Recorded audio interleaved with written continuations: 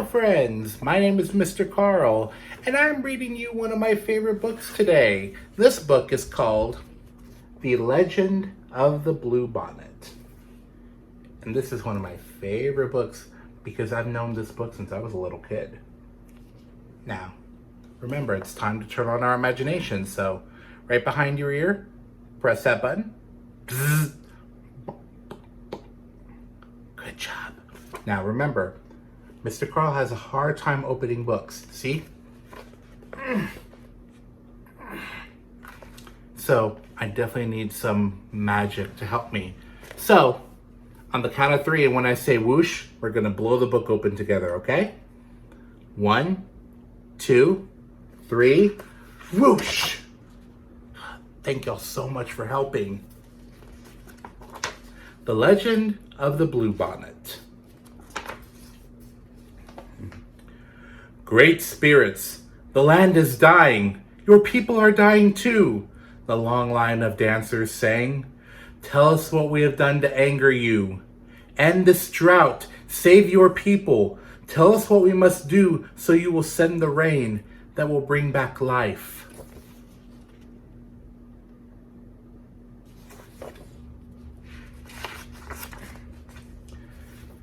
For 3 days, the dancers danced to the sound of the drums, and for 3 days, the people called Comanche watched and waited.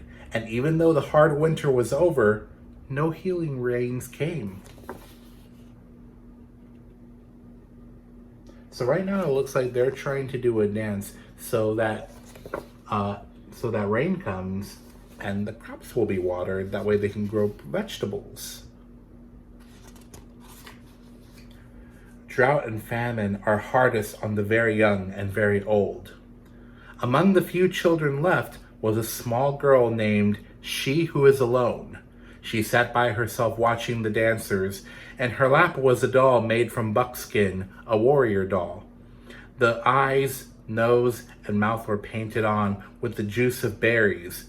It wore beaded leggings and a belt of polished bone. On its head were brilliant blue feathers from the bird who cries, Jay, Jay, Jay. She loved her doll very much. Now, a blue bird that goes, Jay, Jay, Jay. What kind of bird do you think that is? Could it be a blue jay? I think so. Soon, She Who Is Alone said to her doll, the shaman will go off alone to the top of the hill to listen for the words of the great spirits. Then we will know what to do so that once more the rains will come and the earth will be green and alive. The buffalo will be plentiful and the people will be rich again. As she talked, she thought of her mother who made the doll, of her father who bought the blue feathers. She thought of the grandfather and grandmother she had never known. They were all like shadows. It seemed long ago that they had died from famine. The people had named her and cared for her. The warrior doll was the only thing she had left from those distant days.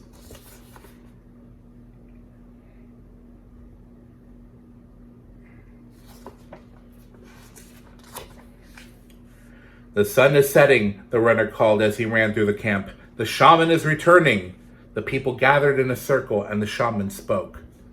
I have heard the words of the great spirits, he said.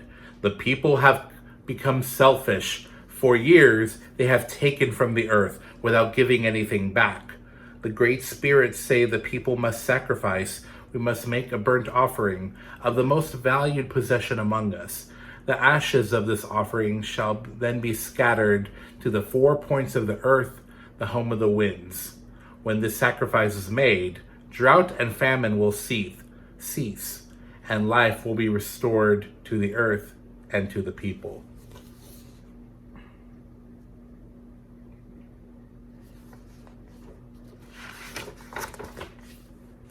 The people sang a song of thanks to the great spirits for telling them what they must do. I'm sure it is not my new bow that the great spirits want, a warrior said. Or my special blanket, a woman added, as everyone went to their teepees to talk and think over what the great spirits had asked.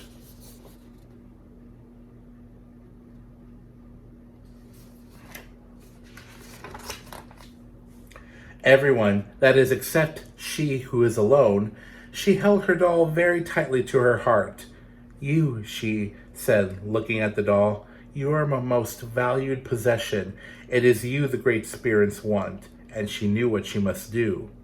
As the council fires died out and the teepee flaps began to close, the small girl returned to the teepee where she slept to wait.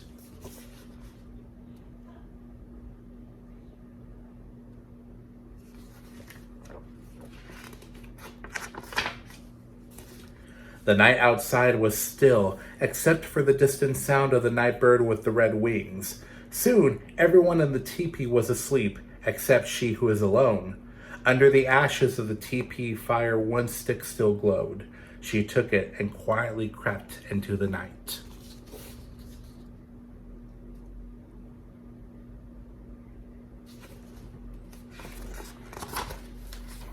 She ran to the place on the hill where the great spirits had spoken to the shaman. Stars filled the sky, but there was no moon. "Oh, great spirits," she who is alone said, "here is my warrior doll. It is the only thing I have from my family who died in this famine. It is my most valued possession. Please accept it."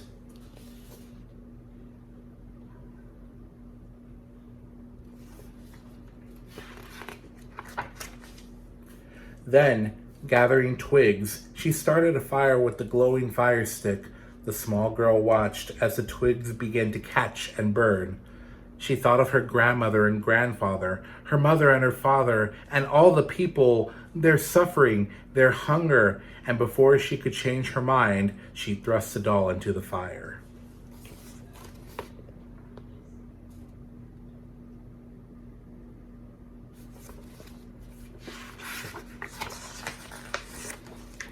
She watched until the flames died down, and the ashes had grown cold. Then, scooping up a handle, she who is alone scattered the ashes to the home of the winds, the north and the east, the south and the west. And there she fell asleep until the first light of the morning sun woke her.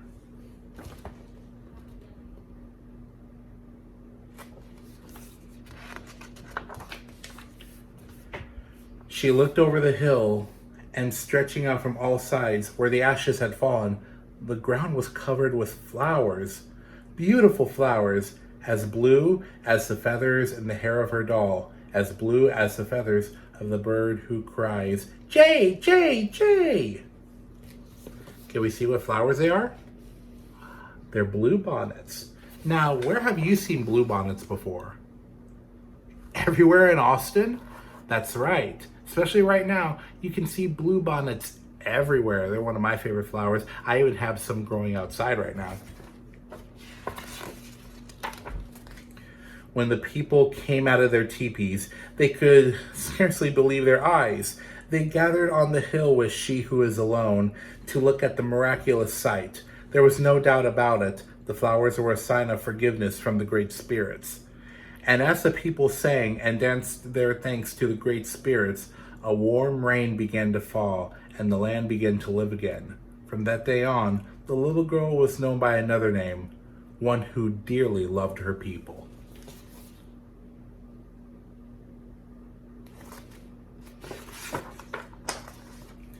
And every spring, the great spirits remember the sacrifice of a little girl and fill the hills and valleys of the land, now called Texas, with the beautiful blue flowers, even to this day.